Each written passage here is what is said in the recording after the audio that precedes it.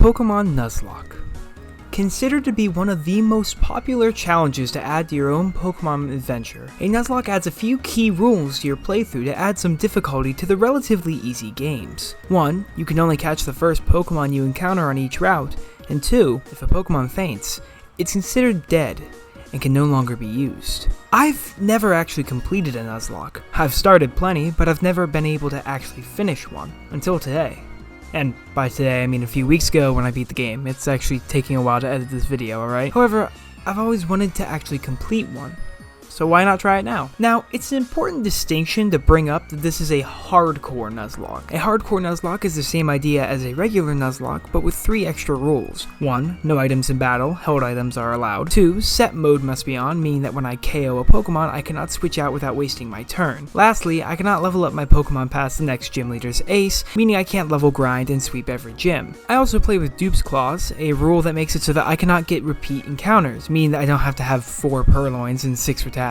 I chose Pokemon White 2 due to the fact that Generation 5 is my personal favorite and it has a large amount of choices for encounters. What I didn't account for was that among the Nuzlocking community, Pokemon Black and White 2 are considered some of the hardest games to Nuzlocke. So, if you came here for an easy Nuzlocke, you're going to be sorely mistaken. This is part 2 of a 2-part special documenting my first Nuzlocke. Check out part 1 to see everything you might have missed. So, without further ado, let's continue this adventure.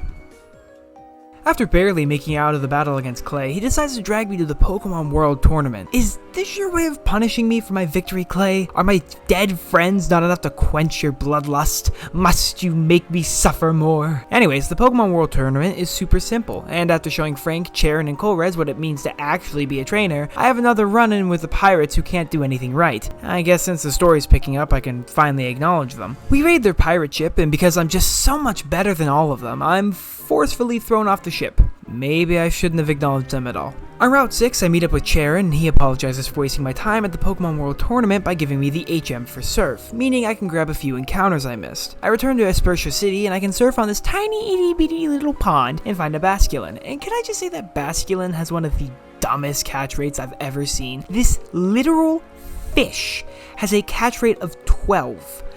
12!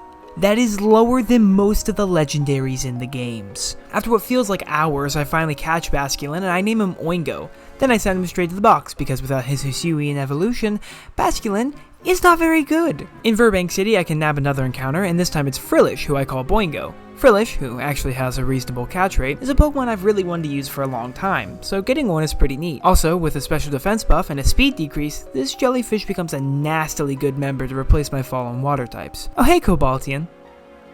Please don't hurt me. Hidden off to the side of Route 6, I can surf to Mistralton Cave. Here I can find Aron and Axew, both of whom would be great additions to my team.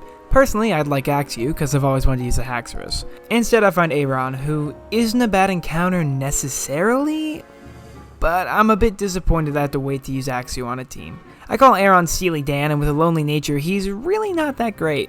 Shame, because I really like Aron and his evolution line too. My next encounter is in Chargestone Cave, and while I finally could get that Excadrill I missed out on, I'd rather get one of the natural encounters in the cave, because if we're being honest, other than Woobat, there isn't a bad encounter here. I end up getting Ferroseed, which is really nice because I love this little steel nut. I call him Rubber Soul, even though I'm pretty sure that has to be one of the most brittle Pokemon in existence. It's a steel ball with needles sticking out of it. He has an adamant nature, which is pretty good. I'd love to say I get to use this guy and his nut energy, but I don't, so don't get your hopes up. But what really stinks is that once I get down to the 2nd floor, my first encounter is a Tynamo, who has a 7% encounter rate, and I would have absolutely loved to use. Why must you spite me, universe? What did I do this time? I then reach Mistralton City and hurry off to Route 7, where I can find a plethora of encounters, and I get Deerling. At least it's not Woobat. I hate Woobat. My little Deerling is named Lisa, and paired with a speed boosting nature, she's rather good, but with a lower defense, she basically becomes even more of a glass cannon than she already is. On a grass type. One of the worst types in the game. I guess you could call it a grass cannon. Yeah, I'll see myself out. At the end of Route 7 is the Celestial Tower, where I can find my encounter of Litwick, who I fittingly name Enya. Seriously, read the Litwick Evolutions Pokedex entries. Those are dark. Enya has a jelly nature, which is bad. Not very good. Quite garbage even. One of the worst for this Pokemon, if not the worst. Great! I'm sure this Pokemon will be no use of me ever in this entire run. I'm sure of it. Now it's time for the 6th gym, Skyla, or as my friend Sean, who joined me for the session, said, and I quote, "one of my crushes." In preparation for Skyla, I evolved Kakyoin into Gigalith, as I believe Kakyoin will have a fantastic use into Skyla's only real threat. Skyla leads with her Swoobat, and I lead Kakyoin. Swoobat goes for Attract, which hits, and Kakyoin gets immobilized by Love. It's a flying rat, you pile of rocks, pull yourself together. Swoobat hits a Heart Stamp, but it barely does anything, and Kakyoin ignores his emotions as a living stone golem, and lands a Stealth Rock. Stealth Rock is a move that leaves stones lying around the enemy team, which does damage to any Pokemon that swaps in. This is important for Skyla's Skarmory, who is sturdy, so making sure that that thing can go down in as few hits as possible is vital. But now Kakyoin has done his job, so I swap him out for Speedwagon. With a single Spark, Swoobat goes down. Next is Skyla's ace, Swanna, who goes for Feather Dance, which means nothing because I'm a special attacker, you idiot. Nevertheless, a single Spark clips the wings of this bird, and in comes Skarmory. So I swap into Danny, who hard counters Skarmory, and since Sturdy is broken, Danny tanks a resisted Seal Wing and blows the Skarmory out of the sky. That's Skyla done, though I was never worried about her. After taking a really dangerous flight, we arrive in Lentimus Town, where I can quickly skip a story that the game wants me to pay attention to, and head to Reversal Mountain, which is separated into an outside and inside. I was going to split the encounters up, but I ultimately don't really use either of these encounters, so it doesn't really matter, so we're just going to skip past it. I then find it a strange house, and after grabbing the Shadow Ball TM, I can grab my encounter of a Banette. This child, despite being a female apparently, goes by Emporio. Emporio has a decent nature, but while Banette is a Pokemon I hold dear to my heart, it's not very good without a Mega Evolution, so I'll leave them to reside in the box for now. After this battle, Boingo evolves into Jellicent, and I teach him Shadow Ball. While trying to leave Reversal Mountain, I'm harassed by Bianca, who begged to go on a solo adventure and then needed me to take her across the hardest part of the journey. Along the way, I'm forced to face a double battle against Ace Trainers Korra and Ray, who are loaded up with strong Pokemon. I mean, seriously, a Vibrava, Drifloon, and a Camerupt? Also, Grumpig's there, but we're not talking about Grumpig. I had no choice, so I did a lot of planning to face this single random battle. I lead Coco Jumbo, and Bianca sends out Musharna, while the enemy sends out Vibrava and Grumpig. Coco Jumbo takes a Hard Power Gem, which does just under half, and then Vibrava uses Earth Power into Coco Jumbo, and I wince as I expect my boy to go down. But Coco Jumbo hangs on in low yellow and heals up a bit thanks to a held Oran Berry I don't remember giving him. And Coco Jumbo releases a powerful X-Scissor which annihilates the Grumpig, and Musharna's Shadow Ball takes the Vibrava down to half. Then comes in Drifloon. Reluctantly, I switch into Arena to save Coco Jumbo's life, and the Drifloon hits a critical hit Hex into Arena, dealing 60 nasty hits of damage. Then the Vibrava uses Earth Power into Arena also, but she holds on at low yellow as well, and Musharna takes out the Vibrava, so in comes Camerupt. I can't let Arena stay in, so I swap into Boingo, who tanks a super effective Hex from Drifloon, and Musharna hits the Camerupt using a strong Psychic, while the cow only goes for Curse. The Drifloon finally attacks Bianca's Pokemon, and my serve takes out the Camerupt, but barely does a fifth to the Zeppelin. But Musharna's Psychic does about half to this balloon, so while Drifloon attacks Musharna again next turn, it doesn't matter because a Shadow Ball from Boingo finally takes out the strangely powerful Hot Air Balloon. I did not deserve to make it through that fight without a death. I dump Bianca off at the exit of the cave, and after making it through one of the most stressful battles in the game, I'm rewarded with a relaxing beach vacation in Undella Town. But instead of relaxing, I nab a pivotal encounter, Staryu, who I nickname Akira. With a neither great nor awful nature, she's not a bad encounter, but she's a very guaranteed safe Pokemon to bring into the next gym, who, as of the moment, I'm kinda nervous for. Then, while looking for an encounter in Undella Bay, who I predicted I would never use, I find a savior disguised in a cute, circular body. Spheal. You see, I forgot that my game thought it was winter for some reason, meaning I could catch this blessing in disguise. But why is Spheal a blessing? Well, the next gym is Drayden, the Dragon-type leader, and he's a monster. Since Dragon is only weak to Ice and Dragon in this generation, and I missed my only actual Dragon-type encounter, and Ice-types are rather scarce at the moment, I was afraid I would have to take on the Bearded Menace with no super effective attacks. But because of Spheal, who I nicknamed Anjuro, I have a way to tackle my next hurdle, plus boosted special attack is never a detriment. But as I go to leave this tropical paradise, I forgot that your rival challenges you to a battle here, and as you can guess, I'm not prepared at all. This is gonna be bad. Luckily, Frank leads Unpheasant, and I happen to have Speedwagon at the front of the party, so we're safe for now. But because Speedwagon's best move is Spark, I don't get the kill on the Unpheasant, only taking it down to just below half. After a turn of Detect, Unpheasant hits an Air Slash, which doesn't even scratch Speedwagon, and of course it flinches. Next turn, Unpheasant just sets up a taunt, and Speedwagon can finally kill the big pigeon. Up next is Simisear, so I safely swap into Boingo, and Simisear goes for... Leer? Why Leer? I had a Steel type out, right? Why not use the Fire move you have? Simisear goes for a Leer again, but a single Surf washes the monkey away. But now comes in the Superior, and I, idiotically, don't swap out, and instead try to go for a Shadow Ball, apparently forgetting that Boingo has a -2 defense at the moment against a super effective Pokemon. So, of course, a Leaf Blade kills Boingo. And that stings a lot, because I love Jellicent, and that marks the 3rd Water type I've killed in a row. Since the Superior is still standing, I swap into Speedwagon, who just resists all of its attacks. Superior goes for a Coil, while Speedwagon just does under half with a Flash Cannon. Next turn, a Leaf Blade from Superior does about a 4th, but another Flash Cannon kills the Superior. Losing Boingo there was rough, and seeing how it could have ended is really painful for me. Just another misplay that cost another life. But hey, I'm only human. This battle reminded me that the game was pretty brutal and that I can't let my guard down during any battle, so I updated the team, adding Akira, Anjuro, and Lisa to the team. While training them up, Lisa evolves into Sawsbuck, and thankfully it's the best form. Yes, Autumn is the best form. If you have a different opinion than me, you're wrong. I also make a quick detour back to Route 19 to grab a hidden water stone so I can evolve Akira into a Starmie. On Route 13, I found a Zeppelin of my own and name her Anne. And her gentle nature is fine, but can you tell I'm running out of ways to describe my encounters yet? Before I'm able to leave Lacanosa town, I'm jumped by the pirates again, and this time they're joined by this character named Zinzalin, who challenges me and Frank to a double battle. Nothing really of note happens during this battle, but can I just say that Frank, whose entire goal is to defeat Team Plasma, picked the absolute worst starter to go for? I mean, they use poison and ice types, my dude. I thought you would have researched your mortal enemies a little bit. After scaring off the pirates, I make it to Route 12, where I find a small boy, Roselia, who I call Tomoko. With a rash nature, Tomoko is actually pretty good, especially for a grass type. After beating an old man with a flaming dog, I find a Zangoose by Village Bridge, and aptly name him Abachio. Immunity and a plus speed nature is really good, and he would make a good teammate if things go south in the future. Psst!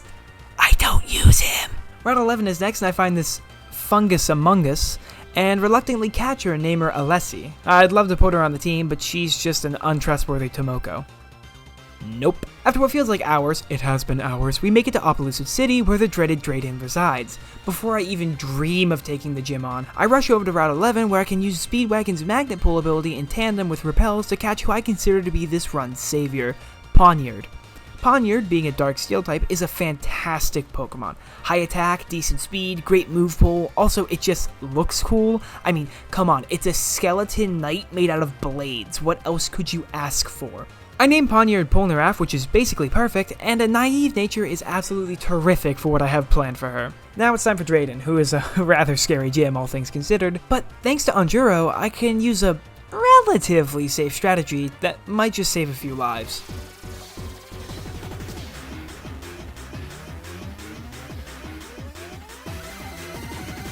Drayden and his magnificent beard lead Druddigon, and I send out the boy, Anjuro. Since Druddigon is quite possibly slower than me getting out of bed in the morning, Anjuro gets to use Hail first, which serves 2 functions in the battle. 1, thanks to Anjuro's Ice Body ability, he recovers HP during a hailstorm, and 2, thanks to Hail, the base 110 power Ice-type move Blizzard is a guaranteed hit. And since Anjuro has a boosted special attack, this gym is pretty well set. Meanwhile, the Druddigon goes for Crunch, which does about a 4th.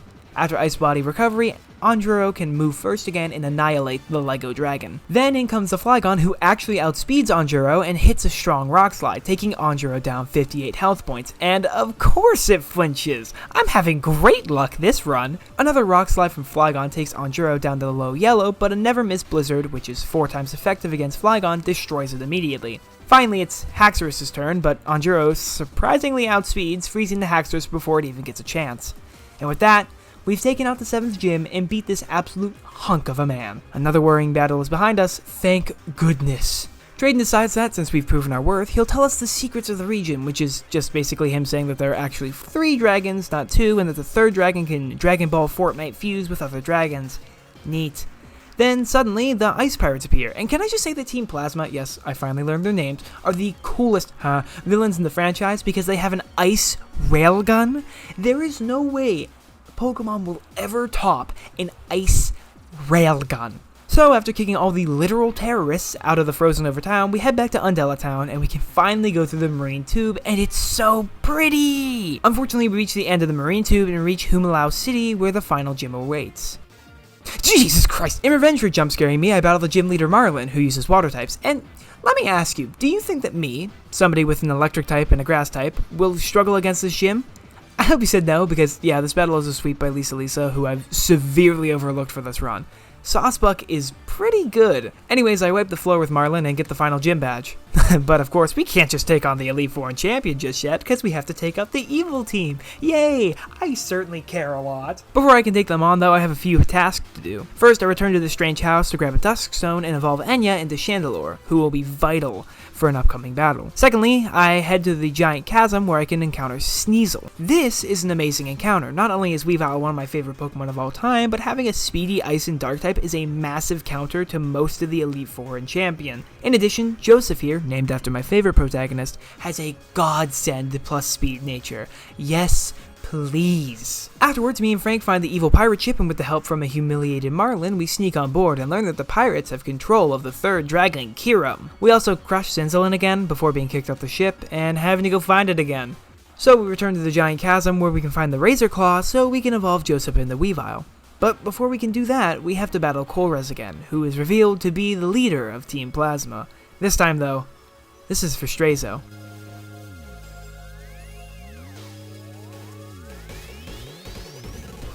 Colress leads Magneton and I send out Enya, who's going to be a heavy carry in this battle. A Flame Burst from Enya takes Magneton down to low red, and Magneton hits a Thunder Wave, but a held Cherry Berry cures the paralysis. So next turn, Colress heals while another Flame Burst takes Magneton down to low red, and the next turn another Flame Burst takes out the Magneton. Next out is Metang, so I try and burn it, but miss while the Metang gets off in agility. Next turn though, the Enya hits a Will-O-Wisp, which burns the Metang, while the Metang just goes for another agility. It hits a surprisingly soft Rock Slide next turn, and a Hex from Enya just barely misses the kill, but the burn takes out the Metang anyways. So next is the Kling Klang, the Murder Gears. While I should be worried, a single Flame Burst takes down the Gears. Behem is next, but a single Shadow Ball takes it out quick. So Colress sends in his final Pokemon, a Magnezone of his own. A Flame Burst takes the Magnezone to what must be 1 HP even without proccing Sturdy, and it retaliates with Thunder Wave. Next turn it hits a hard Discharge, and of course Enya gets paralyzed. So I swap into Lisa, who takes about a fourth from a resisted Discharge, but next turn a Horn Leech from Lisa wins us the battle. Before the next battle, I return to the Pokemon World Tournament to gather battle points, your reward for winning tournaments.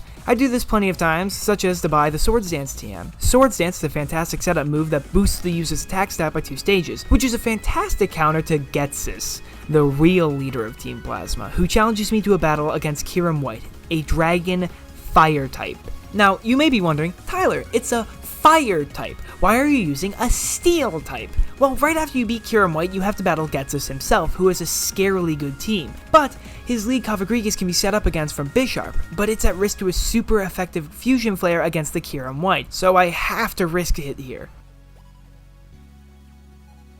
But it just goes for an Ice Burn, which always goes last, so a Steel Gem boosted Iron Head KOs the demon thing. Oh, side note, gems are items introduced in Generation 5 that boost the power of a move by 50% of its same type as the gem, so it's basically a guaranteed critical hit. So now we duke it out with Getsis, but as previously mentioned, Getsis' lead Cofagrigus can't touch Bisharp, since it's supposed to poison the player and then stall it out, but since Bisharp is a Steel type, it can't be poisoned. In fact, this Coffin can only hit Polnareff with a not very effective Shadow Ball. Naturally, I want to abuse this, so I set up 3 Sword Stances, while the Cofagrigus just protects twice and hits a very, very weak Shadow Ball, while a +6 boosted Night Slash smashes the Cofagrigus. And then the massacre begins. A Night Slash KOs the Seismitoad, and Iron Head brutalizes the Toxicroak. The Drapion does outspeed, but since an Earthquake doesn't crit, I can survive it comfortably, and another Iron Head crushes the Drapion. The Electros is turned into Sushi by a Night Slash, and an Iron Head will kill the Hydreigon.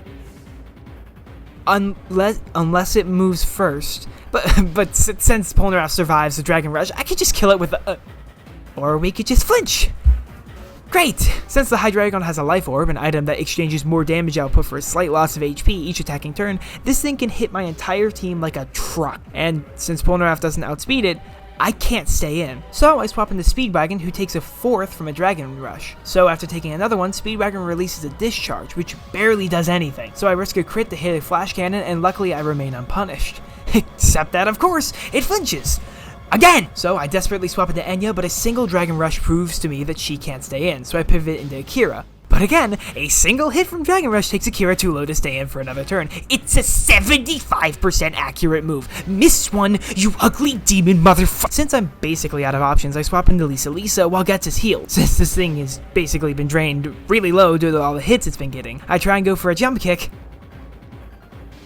And Lisa goes first, dealing over half.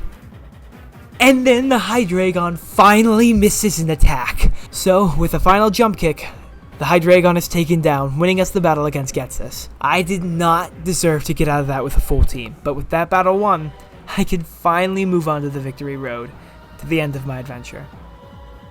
On round 23, I can grab the Flamethrower TM, and then, while trying to grab my counter of a Bouffalon, I accidentally used a Horn Leech from Lisa, which activates this Bison's Sap Sipper ability, meaning that this attack is rendered pointless, and the Bouffalon gets an attack boost. So, as you can probably guess, I have to watch in terror as a Bouffalon lands a critical hit head smash, killing Lisa in one fell swoop. Oh, and by the way, this death happened just 10 minutes after Lisa finished off the Hydreigon, so not surprisingly, I was pretty torn up about this. After her performance against Getsus and all the trainers on the route, I was planning on bringing Lisa to the Elite Four, but now that's out of the window. Sorry Lisa, I failed you. Against a Bouffalon. Oh, and I catch the Bouffalon and name him Caesar, but I don't end up using him. So, Lisa's sacrifice was for nothing. After traversing the surprisingly diverse landscape of this game's Victory Road, I mean, seriously, this game's Victory Road is so nice, and also the first time a Victory Road hasn't just been a boring cave. I have one more significant battle before I can take on the finale of the game, and that's with Frank. Now, I still remember when Frank absolutely demolished Boingo, so this time, I'm planning revenge.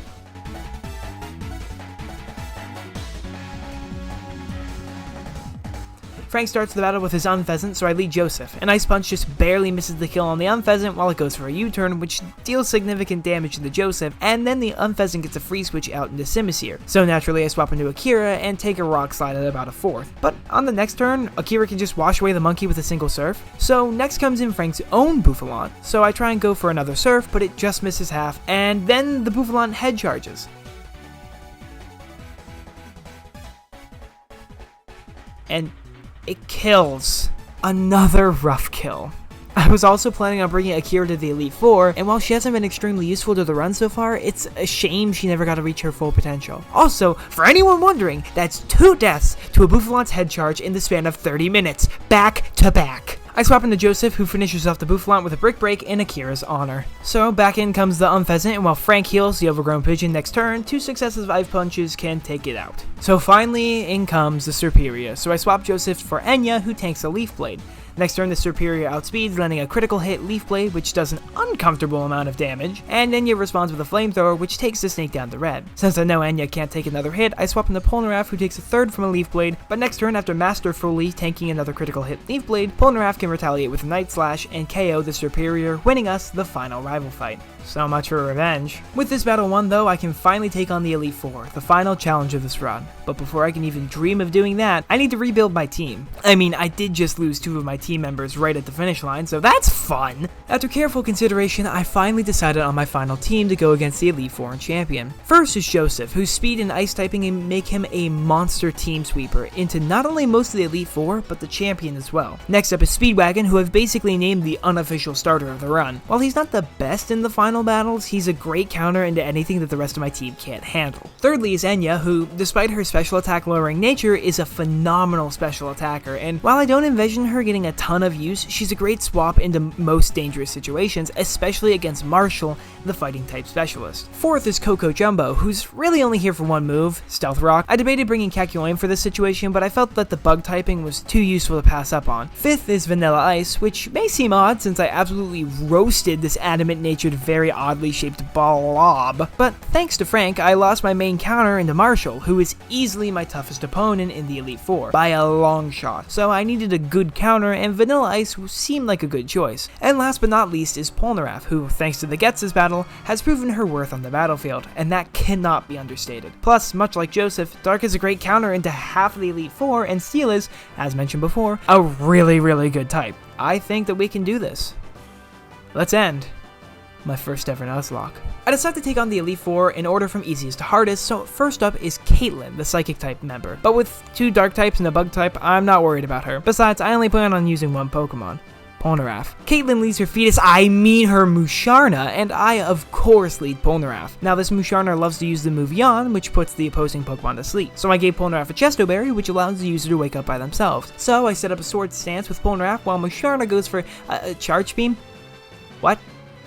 I have never seen that before. Not from my experience, not from any YouTube video, nothing. This Musharna has no reason to go for Charge Beam here. While she does get the special attack boost, it still doesn't make any sense, unless she knew she'd get the boost. So trying to beat the Yawn, I go for another Sword Stance, while the Musharna finally decides to go for Yawn. Thanks to this, I can knock out the Musharna with a Night Slash, and when Polnareff does fall asleep, the Chesto Berry does its job and wakes Polnareff up. And with that, the battle is a one-shot sweep. And the first battle is won. Next up is Grimsley, who uses Dark types, so I lead Polnareff again while Grimsley leads Liepard. Thanks to Polnareff's Inner Focus ability, she can't be flinched, so she can set up a Sword Stance, and after tanking a weak Aerial Ace and setting up another Sword Stance, the sweep can begin again thanks to the move Brick Break, which I taught Polnareff. I do have to risk a crit from the Crocodile, but since it doesn't crit, I can sweep his whole team, which is another battle won. So now we face Ghost-type Master Chantal, and this time I don't lead Polnareff, but I lead Joseph instead. Meanwhile, Chantal leads Cofagrigus. I start setting up Sword Stances while the Cofagrigus goes for a very weak Shadow Ball. After setting up another Sword Stance and taking another Shadow Ball, I go for Night Slash, which shatters the dead person. No, I'm not joking.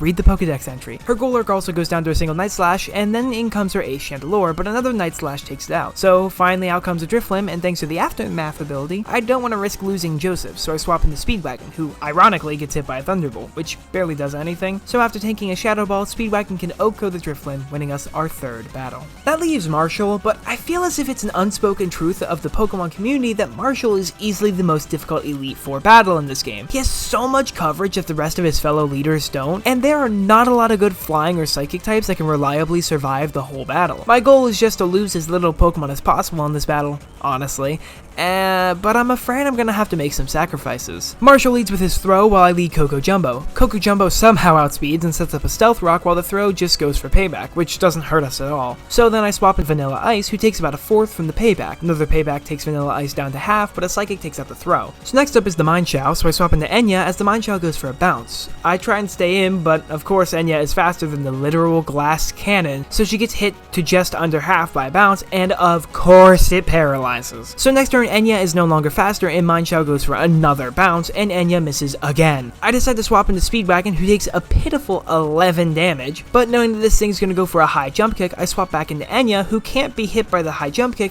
so the Mind Chow misses, dealing half to itself. So I swap back into Speedwagon as the Mind Chow goes for another Bounce. When it does hit again, it barely even scratches my Metal Ball, and a Thunderbolt takes out the Mind Chow. In comes Marshall's ace Conkeldurr, who's the real threat on his team. So I swap into Enya, predicting the Hammer Arm that would have crushed Speedwagon into a little pulp. I try going for a Shadow Ball, but the Conkeldurr outspeeds and goes for a Stone Edge, but it thankfully misses, and Enya gets a critical hit Shadow Ball, taking out the Conkeldurr in a single hit. Well, that wasn't the plan, but that just means I don't have to risk anyone's life against that monster of a Pokemon. So finally arrives Sock, which is the whole reason I set up the Stealth Rock, since it has the Sturdy ability, and I can break it. I decided to swap into Coco Jumbo, but a super effective Rock Slide does too much damage to the little crab thing to risk another hit on Coco Jumbo, since I need him in the champion battle. So I swap back into Vanilla Ice. The Rock Slide on the switch-in does about a half of Vanilla Ice's remaining HP, and I realize here that there's no way Vanilla Ice doesn't go down here. So I click Psychic, but the Sock outspeeds and pummels Vanilla Ice into the ground. I wasn't really extremely attached to Vanilla Ice, but that doesn't make this loss sting any less. So I swap into Speedwagon, and he nearly gets instantly smashed by a Brick Break while a Thunderbolt takes the Sock down to early red. I swap back into Enya while Marshall heals. I tried going for a Shadow Ball, but the Sock hits a Rock Slide first,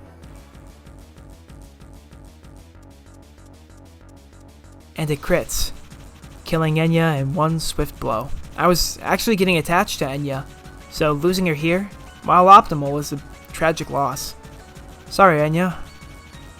I snuffed out your light. I swap into Polnareff despite the 4x weakness and outspeed the Sock, hitting an Iron Head, which does over half. So I prepare to lose another teammate against this single Sock, but the Sock flinches, saving Polnareff's life. And since she outspeeds the Sock, another Iron Head KOs the Sock, winning us the final Elite Four battle, but costing us 2 fantastic Pokemon. But now comes the final battle against the strongest trainer in the region, Champion Iris, who specializes in being really strong. While the 2 losses are tough, they're also the most useless into Iris's team, so I have a plan, but it's gonna cost us a few more lives, but with it, I think we can make it. Alright, this is it, the final battle. Let's finish this, for all the friends we lost along the way. Here we go.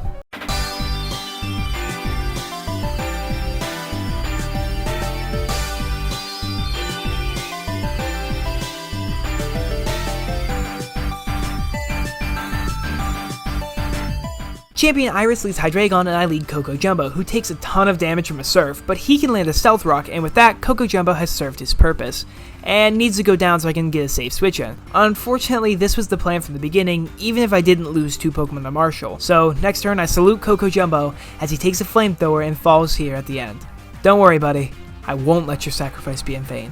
Thanks to Coco Jumbo's sacrifice, I can swap in the MVP of this battle, Joseph, holding the Choice Band, an item that boosts the power of the physical attacks, but makes it so the user can only use 1 move. Since everyone on Iris's team has a move that can hit super effectively into Joseph, there's no time to set up. Now, it's time for action. A single Ice Punch kills both the Hydreigon and Druddigon, and then arrives her ace Haxorus, who has a Focus Sash, which is why I set up the Stealth Rocks, so a single Ice Punch freezes this thing solid too. Next in is Archeops, but again, a Ice Punch takes this thing out. But then Iris sends in her Aggron, and I know that an Ice Punch can't kill this thing, so I decide to swap out into Polnareff, while the Aggron just uses Automatize. An Earthquake from Aggron does a great deal of damage, but a Brick Break from Polnareff just barely misses the kill. Iris heals, so another Brick Break deals massive amounts of damage, but here I have to let Polnareff go too. This is a sacrifice that needs to happen, and unfortunately, Polnareff is the one that this burden falls upon. So another Earthquake takes Polnareff down. Rest in peace, buddy.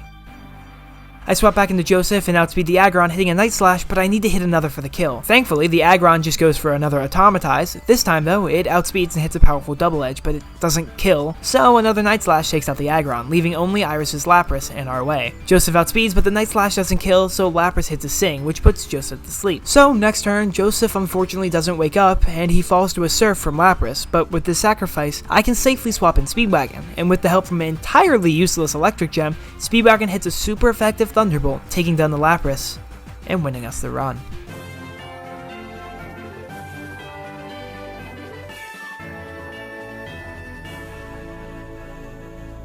That was a lot of fun.